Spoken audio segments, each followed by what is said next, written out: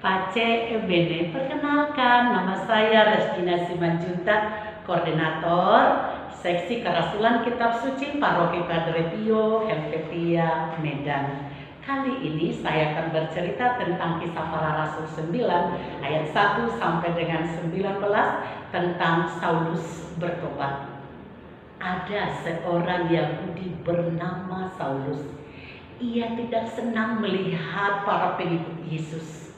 Hatinya berkobar-kobar untuk mengancam dan membunuh para murid Yesus. Karena itu, ia pergi menghadap imam besar untuk meminta surat kuasa penangkapan para murid Yesus yang ada di Damsyik.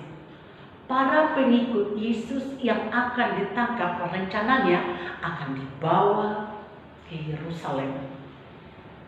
Setelah ia mendapat surat kuasa itu, segera ia pergi menuju ke Damsyik.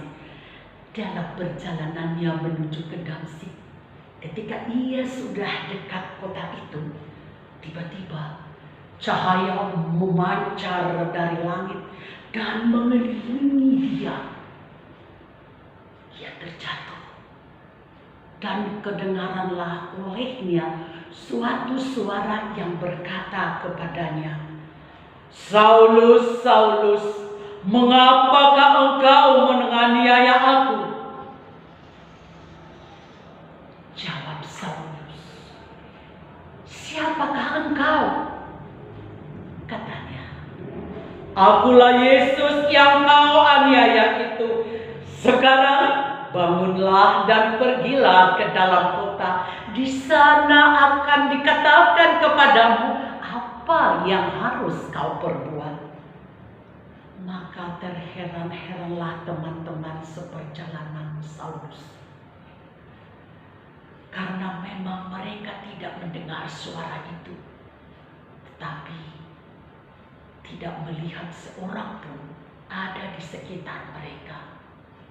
Saulus bangun dan berdiri, lalu membuka matanya, tetapi ia tidak melihat apa-apa. Teman-temannya akhirnya menuntut dia ke Damsyik. 3 hari lamanya Saulus tidak dapat melihat apa-apa, dan 3 hari juga lamanya ia tidak makan dan tidak minum. Di Damsyik ada seorang murid Tuhan yang bernama Ananias.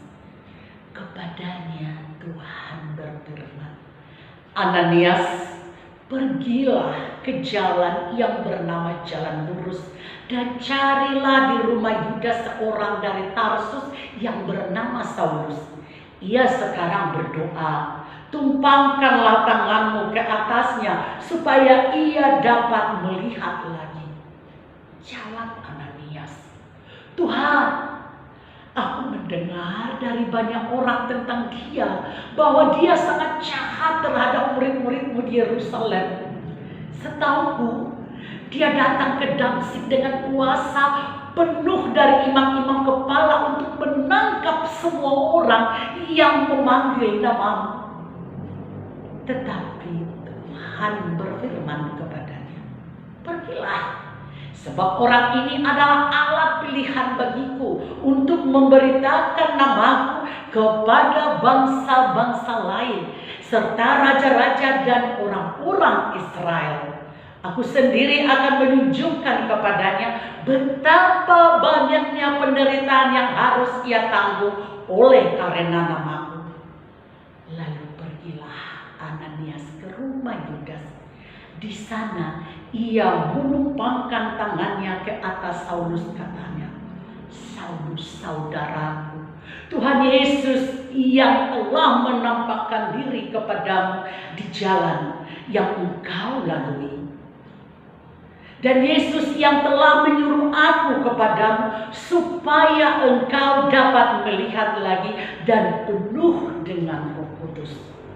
Dan seketika itu juga mulailah mata Saulus sembuh, sehingga ia dapat melihat lagi.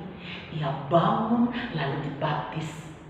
Setelah ia makan, pulihlah kekuatannya. Saulus tinggal beberapa hari bersama-sama dengan murid-murid Yesus di Damsyik.